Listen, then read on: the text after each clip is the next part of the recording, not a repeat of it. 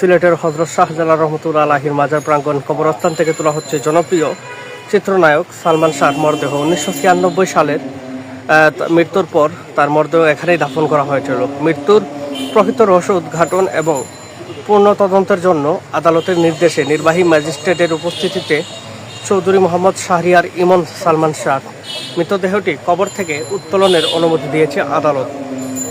সকলের প্রিয় নায়ক চিত্রনায়ক সালমান শাহ কবর থেকে 30 বছর পর তোলা হচ্ছে, বিষয়টি আপনি কিভাবে দেখছেন? বিষয়টি অত্যন্ত দুঃখজনক যে এটা ওনার মৃত্যুর 30 বছর পরে এখানকার এটা যে ময়লা তদন্ত করবে, এই কথাটা হচ্ছে যে এখান থেকে ওনার কিছু পাবে না। ময়লা তদন্ততে ওনার কি আদৌ কি পুরোপুরি রিপোর্টটা আসবে কিনা তাও তো সঠিক না। এবং মানুষের মৃত্যুর 41 দিন পরে ওনার মাংস পচে যায়, যেটা বলা শুরু করে 6 মাসের ভিতরে ওনার সম্পূর্ণ গোস্ত ব্লিন হয়ে যায়, তারপর ওনার হাড় ক্ষয় হতে শুরু করে। তো এইখানে এটা ওনারা সিআইডি বিভাগে কীভাবে কী করলো সেটা আমরা বলতে পারতেছি না। তদন্ত করার পরে আজও আমার জানা নাই যে উনি পাবে কি না সঠিক তথ্য অনুযায়ী। আমার মনে হচ্ছে না যে এখানে যে কোনো ফলাফল আসবে।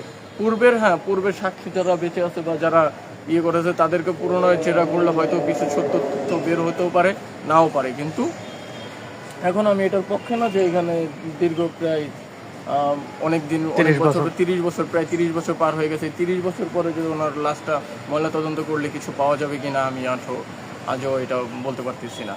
ওকে, ধন্যবাদ ভাইয়া। দর্শক, একজন ভক্তের সাথে কথা বলছিলাম, যিনি আসলে বললেন যে 30 বছর পর এই লাশটি তোলার আসলে তিনি বিপক্ষে। এখন আরেকজন ভাই আছেন, আমরা ওনার সাথে একটু কথা বলবো। ভাইয়া, এই যে চিত্রনায়ক সালমান শাহর লাশ আসলে কবর থেকে 30 বছর পর আবারও তোলার একটি নির্দেশ দেওয়া হয়েছে, এই বিষয়টি আপনি কিভাবে দেখছেন? এটা তো আপনার আইনের বিষয়, একটা মামলা যখন আছে যে আইনে যেগুলো বালাপন করবে সেটাই করবে। একজন ভক্ত হিসাবে আপনার কি মনে হয় যে এটা তোলা ঠিক হবে? না, এটা আইনের তো একটা দ্বারা আছে। মানবিক দিক দিয়ে আপনি কিভাবে চিন্তা করেন? মানবিক দিক দিয়ে এটা হয় না, সম্ভব না। আমার কাছে লাগে যে এরকম কইরা কোনো কিছু পাইবে, এটা সম্ভব হইতো নয়। আমার কাছে লাগে তো 30 বছর হয়ে গেছে, এটা কিন্তু সম্ভব নেই, সম্ভবর বাইরে এটা। সালমান শাহ যখন মারা যায় তখন আসলে আপনি আপনার বয়স কত, বা আপনি সেই স্মৃতিটা যদি একটু জানান আমাদের। সেই সময় নির্মাণিক আমার বয়স 8 বা 10 বছর ছিল। স্মৃতিটা একটু বলেন, কি রকম হয়েছিল সেই ঘটনাটা শোনার পর? ঘটনা তো আমরা শুনছি যে খলনায়ক ডন যে ডনে রেনির হত্যা করছে বা ওনার বউ জড়িত আছিল, এটা ওনার বউয়ের মাধ্যমেই মারানো হয়েছে, এরকম আমরা শুনেছি। দেখি নেই তো সত্যি কোনো সময়। তো শোনার পর আসলে নিস্তব্ধ হয়ে গিয়েছিল মনে হয় পুরো দেশ। পুরো দেশ কিন্তু আমাদের সিলেটের লোকই, আমরা তো আরো বেশি নিশ্চুপ একবার হয়ে গেছিলাম। এই মুহূর্তে একজন ভক্ত হিসেবে আপনার কি দাবি থাকবে? দাবি তো অবশ্যই এটা সঠিক বিচার চাই আমরা। সঠিক বিচার হইতেছি। কোথা থেকে আসছেন? মৌলভীবাজার থেকে। মৌলভীবাজার থেকে আসছেন, অসংখ্য ধন্যবাদ আপনাকে। দর্শক, আরেকজন ভাইয়ের সাথে কথা বলছিলাম, যিনি সালমান, ওনার বয়স ছিল 8 থেকে 10 বছর, তিনি জানালেন। এবং প্রত্যেকে আসলে মর্মাহত এবং অনেকভাবে এই বিষয়টি নিয়ে কথা বলছেন। তবে আপনারা আপনাদের প্রতিক্রিয়া জানাবেন। 30 বছর পর চিত্রনায়ক সালমান শাহ লাশ যে খবর থেকে উত্তোলন করা হচ্ছে। 1996 সালে 6 সেপ্টেম্বর রমনা থানায় অপমৃত্যু মামলা দায়ের করা হয়। গত বছরের 21 অক্টোবর রাজধানীর রমনা থানায় একটি মামলা দায়ের করেন সালমান শাহর মামা মোহাম্মদ আলমগীর। আসামিদের বিরুদ্ধে দণ্ডবিধি 302/64 ধারায় অভিযোগ আনা হয়। মামলায় সামিরা হলেন সালমান শাহর স্ত্রী সামিরা হক এবং শিল্পপতি ও সাবেক চিত্র প্রযোজক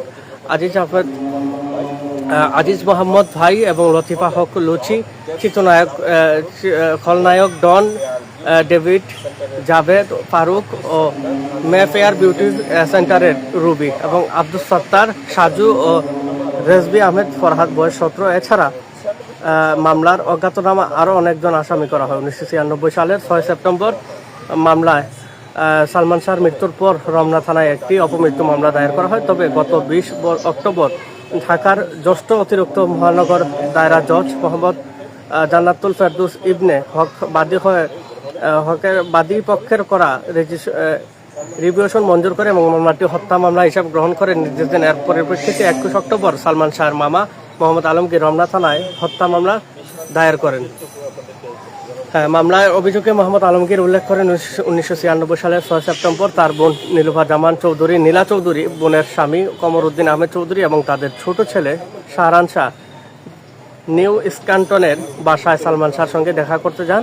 সেখানে গিয়ে তারা জানতে পারেন যে সালমান শাহ ঘুমাচ্ছেন। কিছুক্ষণ পর প্রোডাকশন ম্যানেজার সেলিম ফোন করে জানান যে সালমান শাহ কিছু হয়েছে।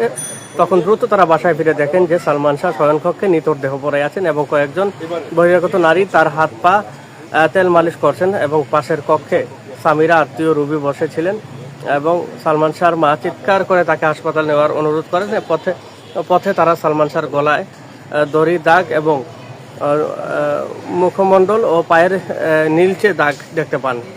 তারা সালমান শাহকে প্রথমে হলি ফ্যামিলি হাসপাতাল নিয়ে যান এবং সেখান থেকে তাকে নেওয়া হয়। কর্তব্যরত চিকিৎসক তাকে ডাক্তার মারা গেছেন বলে জানান এবং মোহাম্মদ আলমগীর এজাহারে আরও জানান যে সালমান শাহর পিতা কমরউদ্দিন আহমেদ চৌধুরী তার মৃত্যুর আগে ছেলের মৃত্যুকে হত্যা বলে সন্দেহ করে 1997 সালের 24 জুলাই চিফ মেট্রোপলিটন ম্যাজিস্ট্রেট আদালতে একটি দরখাস্ত দাখিল করেন এবং এতে রমনা থানার অপমৃত্যু মামলাটি দণ্ডবিধি 302/64 ধারা হত্যা মামলা হিসাবে গ্রহণ এবং সিআইডির মাধ্যমে তদন্তের আবেদন জানান এবং সালমান শাহর মৃত্যুর পর তিনিও তার বোনের পক্ষ থেকে মামলাটি পরিচালনা করেন। দর্শক, এই মুহূর্তে অসংখ্য অডিয়েন্স আমাদের সাথে যুক্ত হয়েছেন। আমরা যদি একজন ভক্তের সাথে কথা বলি যিনি আসলে বেশ দূর থেকে এসেছেন। আপনি কোথায় থেকে এসেছেন? আমরা অভিযুক্ত কেউ মৃত্যুবরণ করে থাকলে প্রমাণ সাপেক্ষে তারা মামলার দায় থেকে অব্যাহতি পাবেন। এজাহারনামায় এই অজ্ঞাতনামা পলাতক আসামিরা পূর্ব পরিকল্পিতভাবে পরস্পর যোগসাজশ সালমান শাহকে হত্যা করেছে বলে অভিযোগ করা হয়েছে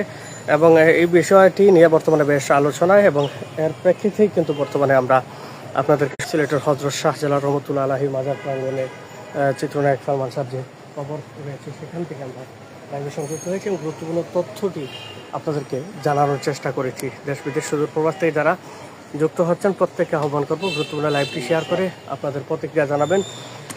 30 বছর পর চিত্রনায়ক সালমান শাহর লাশ কবর থেকে উত্তোলনের বিষয়টিকে আপনারা কীভাবে দেখছেন সেই বিষয়ে অবশ্যই কমেন্ট করবেন। ক্যামেরার সম্মুখেই রয়েছে চিত্রনায়ক সালমান শাহর কবরস্থান, যেখানে নেম প্লেটে রয়েছে আসসালামু আলাইকুম ইয়াহলাল কবরি, দেখতেই পাচ্ছেন আপনারা, এবং সিএম শাহরিয়ার ইমন সালমান শাহ 19 সেপ্টেম্বর এবং 19 সেপ্টেম্বরের 1971 ইংরেজি মৃত্যুবরণ